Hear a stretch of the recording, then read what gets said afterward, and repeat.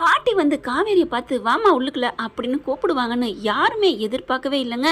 ஆனால் ரொம்பவே சந்தோஷமாக இருந்துச்சு. அப்படின்னு நீங்கள் நினச்சிங்கன்னா நம்ம சேனலுக்கு ஒரு லைக்கை போட்டு கமெண்ட்ஸில் சூப்பர் பாட்டி அப்படின்னு தெரிவிச்சிருங்க ஃப்ரெண்ட்ஸ். வாங்க இப்போ நம்ம வீடியோக்குள்ளே போகலாம். என்னன்பான இனிய உறவுகளே, இன்றைக்கி பார்த்தீங்கன்னா எபிசோட சூப்பராக முடிச்சிருக்காங்க அப்படின்னு தாங்க சொல்லணும். முடிச்சிருக்காங்கன்னு சொல்ல முடியாது, ஆரம்பித்து வச்சுருக்காங்க அன்பு மூலமாக அப்படிங்களாம். ஏன்னா அன்போட தானே என்ட்ரி கொடுக்குறாங்க. அதாவது அவர் வந்து நிற்கிறாரு, வந்துட்டாங்கய்யா அப்படிங்கிற அளவுக்கு சூப்பராக தாங்க. ஏன்னா ஹோட்டலில் பேசிக்கிட்டு இருக்காங்க. எப்போவுமே நம்ம மகாநதியில் ஒன்று இழுத்தடிப்பாங்க, இல்லைன்னா டக்கு டக்கு டக்குன்னு முடிப்பாங்க. இன்றைக்கி எபிசோடை பொறுத்த வரைக்கும் டக்கு டக்குன்னு முடிச்சுட்டாங்க அப்படின்னு தாங்க சொல்லணும்.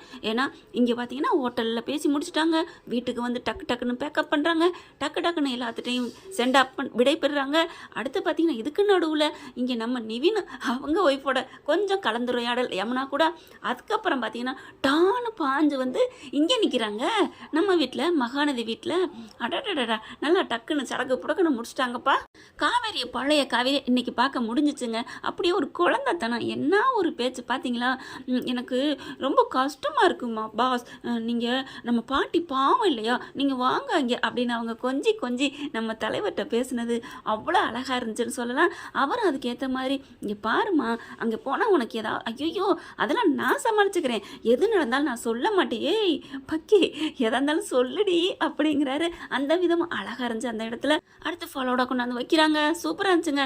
இந்த மாதிரி சீனெல்லாம் காமிச்சா என்னங்க பண்ணுறது, எச்சி ஊறுது. இந்த காசு கொடுத்து அவ்வளோ காசு கொடுத்தெல்லாம் வாங்கி சாப்பிட முடியுமா?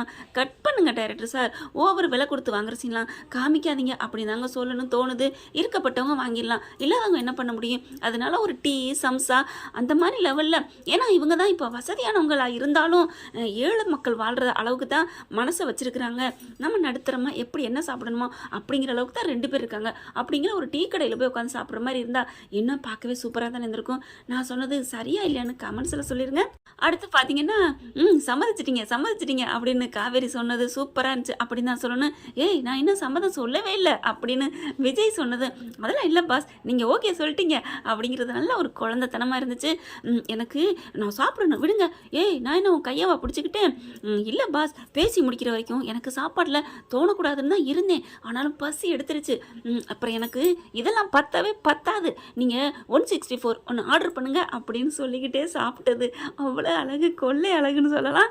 இங்கே விஜய் வந்து முடிவு பண்ணிட்டாரு, ஆயுதத்துக்கு ரெடி ஆகணும், நம்ம பொண்டாட்டி கொண்டு போய் களத்தில் இறக்கி விட்றா அப்படின்னு அவரோட மைண்ட் வாய்ஸ்.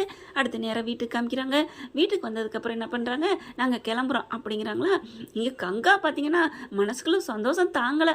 ஆனால் எல்லாரும் பார்த்தீங்கன்னா அவ்வளோ ஒரு மனசுக்குள்ள ஒரு பொதும்பிக்கிட்டு இருக்காங்க. இந்த பிள்ளை மட்டும் விட்டா என்னமோ சொல்லுவாங்களா, காற்றை விடு தள்ளு அப்படிங்கிற மாதிரி நின்றுக்கிட்டு இருக்குது.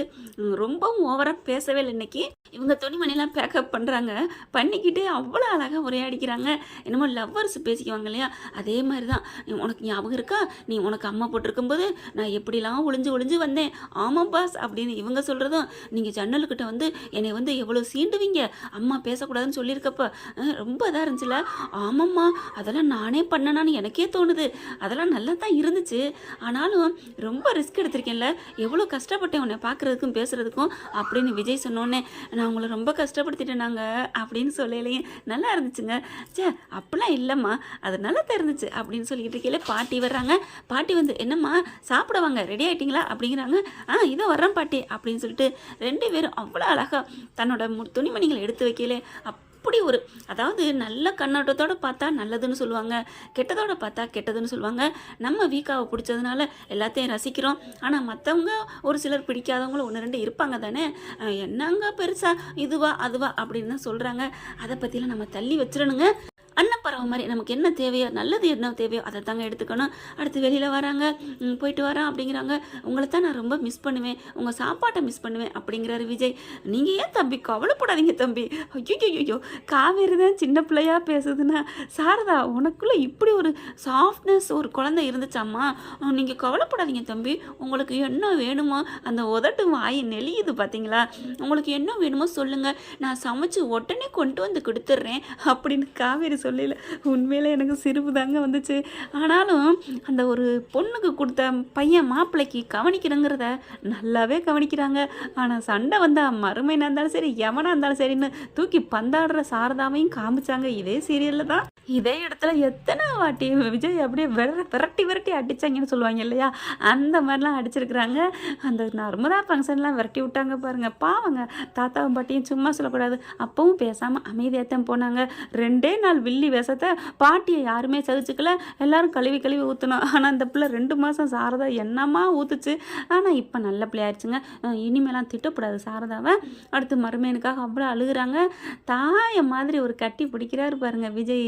சாரதாவை அப்படி அவங்க அப்படியே தோளோட அணைச்சி கட்டி பிடிக்கல. என்னம்மா ஒரு இது இருந்துச்சு தெரியுமா. உண்மையிலே பாசம் பீறிடுதுங்க. இப்படி இருப்பாருன்னு அவர் சொன்னார் பார்த்தீங்களா, நான்லாம் இப்படி இருந்ததே இல்லை விஜய்ன்னு சொல்லிட்டு. அது உண்மைதாங்க. நல்ல ஏன் அப்படிலாம் இருக்காருன்னா அவர் நல்ல மனசுங்க. அடிப்படையில் அவர் ரொம்ப தங்கமான மனசு. அதனால இப்படி இருந்துக்கிட்டாங்க. அடுத்து பாட்டி அழுகுதுங்க. நீ போகிறது எனக்கு ஒரு மாதிரியாக இருக்குடி. ஐயோ பாட்டி அப்படிங்கிறாங்க. ஏன்னா காவேரி துருன்னு வளைய வந்தவங்க இல்லையா, நம்ம ஏற்கனவே சொல்லியிருக்கோம். அதே தாங்க நடக்குது இன்னைக்கு. எல்லாருமே சந்தோஷமாக ஆனந்த கண்ணீரோட தான் வழி அனுப்புகிறாங்க. அக்கா பார்த்துக்கக்கா மாத்திரையை போடுக்கா அப்படின்னு. காவேரி சும்மா சொல்லக்கூடாதுங்க. திட்டுனாலும் உதித்தாலும் நீ என் ரத்தம் அல்லவா அப்படின்னு சொல்கிற மாதிரி வந்து பேசுகிறாங்க. கங்காவும் சரிடி அப்படிங்கிறாங்க. ஆனால் அந்த முறப்பு இருந்துக்கிட்டு தாங்க இருக்குது. சரி டைரக்டர் முடிவு பண்ணிட்டாரு கங்காவை யமுனா வில்லியாக்கணும்னு சொல்லிட்டு. அப்படி இருக்கல சமாதானமாக பேச வைப்பாங்களா என்ன. அடுத்து பேக்கப் பண்ணிவிட்டு பிரியா விடை பெற்று கிளம்பி வராங்க. இதுக்கு நடுவில் பார்த்தீங்கன்னா இவர் ஃபைலை பார்த்துக்கிட்டு இருக்காரு. நம்ம தலைவர் நிவின் லேப்டாப்பை நோண்டிகிட்டு இருக்காங்க. இவங்க வராங்க கங்கா. இவர் நிமிந்து பார்க்குறாரு. என்னங்கடா நடக்குதுங்க. ஏதோ ஒரு படத்தில் இவங்க லவ்வை சொல்லவே இல்லையா, அவங்க வந்து ரிஜெக்ட் பண்ணவே இல்லையா அப்படிங்கிற மாதிரி எதுவுமே தெரியாமல் பேசிக்கிட்டு இருக்காங்க பாரு அப்படிம்பாங்க ஸ்னேகா படத்தில். ஏய் நீ ரொம்ப அழகாக இருக்கேங்கிற படத்தில். அதே மாதிரி தான் இப்போ பார்த்தீங்கன்னா இவங்க 2 பேரும் சண்டையே இல்லாத மாதிரி இந்த அம்மா புடுங்களதை நிவின் அவங்க அம்மாவே வர வச்சாரு. இப்போ பார்த்தீங்கன்னா நீங்கள் உங்கள் அம்மா உங்களுக்கு ஆப்பர்ச்சுனிட்டி கொடுத்தாங்க, நீங்கள் அதெல்லாம் வேணான்னு சொல்லிட்டு என்னை ஏற்றுக்கிட்டீங்க. உன்னை எவண்டி ஏற்றுக்கிட்டா அப்படி தான் தோணுது. ஆனால் இந்த பிள்ளை விக்கி பேசுது. இதே இடத்துல ஊய் நீ என்ன ஆட்டம் அடிச்சு இந்த யமுனா. ஆனால் அமைதியாக பேசுது. அதையும் நம்ம பயப்பில் கேட்டுட்டு இங்கே பாரு உனக்கு என்ன தேவை நீ போய் பாரு, இதெல்லாம் எங்கள் அம்மா பற்றி எதுவும் பேசாத அப்படி இப்படிங்கிறாரு. இல்லை உங்களுக்கு சொத்தை பூரா எழுதி வைக்கிறேன்னு சொல்லியும் என்ன வேணாம் என்ன தான் வேணும்னு சொல்லிட்டு ஏற்றுக்கிட்டீங்களே, உன்னை யாரடி ஏற்றுக்கிட்டது அப்படின்னு தான் அவரோட மைண்ட் வாய்ஸ் இருக்கும். ஆனால் பணத்தை கொண்டாந்து தாரேங்கிறாங்க.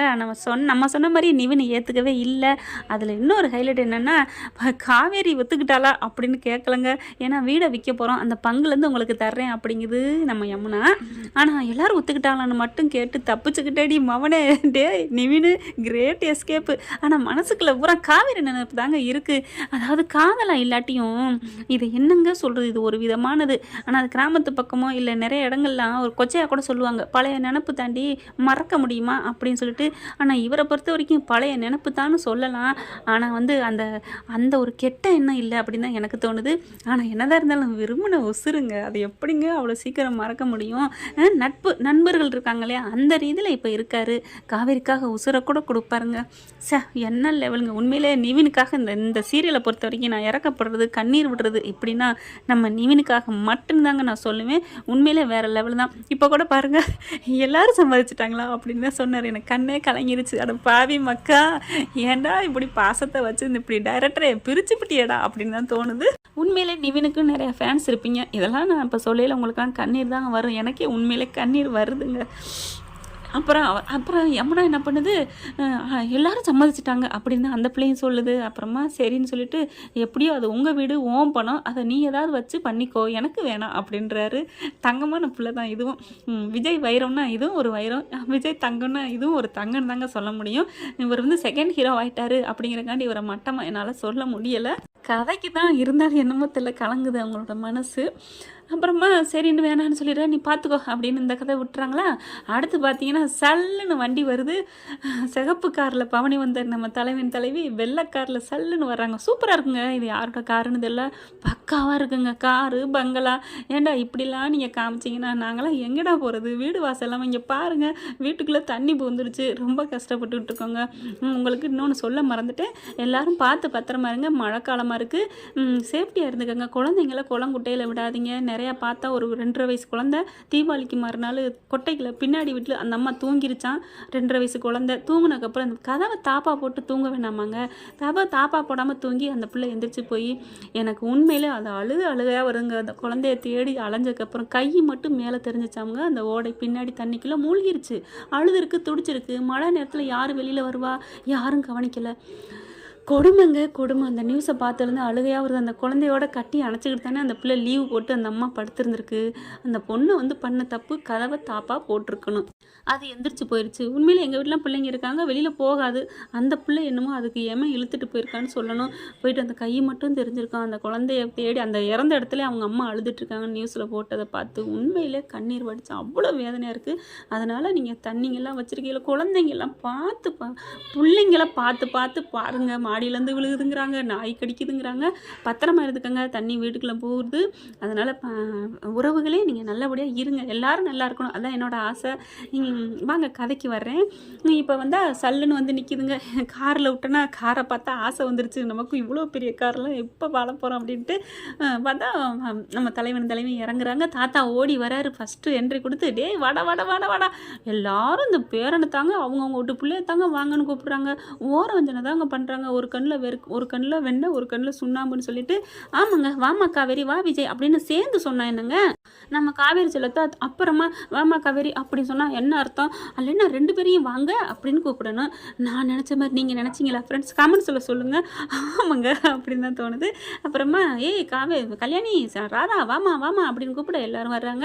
என்ன தாத்தா சொன்னது மாதிரி கூட்டிகிட்டு வந்துட்டேன் அவங்க பேரனா அப்படின்னு சொல்கிறாங்க. சூப்பர்மா அப்படிங்கிறாங்க. ஆரத்தி கரைச்சிட்டு எடுத்துகிட்டு சொல்கிறாங்க. பாட்டியும் பார்த்தீங்கன்னா அதே மாதிரி தான் வாப்பா விஜய் அப்படின்ட்டு கடைசியில் போகிற போக்கில் இது போகல அதை தட்டிவிட்டு போடா அப்படின்னு சொல்லுவாங்களே, அந்த மாதிரி வாக்கா வெறி உள்ளவா அப்படிங்கிறாங்க. எப்படியோ வானாவது சொன்னுச்சே அப்படி தான் தோணுது. அப்புறம் பார்த்தீங்கன்னா அன்பு வந்து நிற்கிறா. அப்படி வந்துட்டான்டா அப்படிங்கிற மாதிரி. அதே மாதிரி விஜயும் பார்க்குறாரு. இருக்கிறியா வந்துட்டண்டா அப்படிங்கிற மாதிரி முறைக்கிறாங்க. இனிமேல் என்னென்ன நடக்க போகுது அப்படிங்கிறத வரும் காலங்களில் பார்க்கலாம் ஃப்ரெண்ட்ஸ். இந்த பற்றி உங்களுக்கு பிடிச்சிருந்துச்சுன்னா அவங்க பொண்ணான கையில் ஒரு லைக்கை போட்டு சப்ஸ்கிரைப் பண்ணுவீங்க. Thank you friends.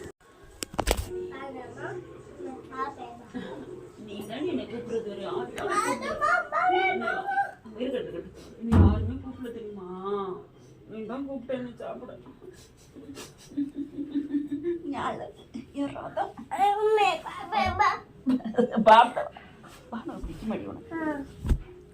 எவ்வளோ பிடிக்கும்? ஐயோ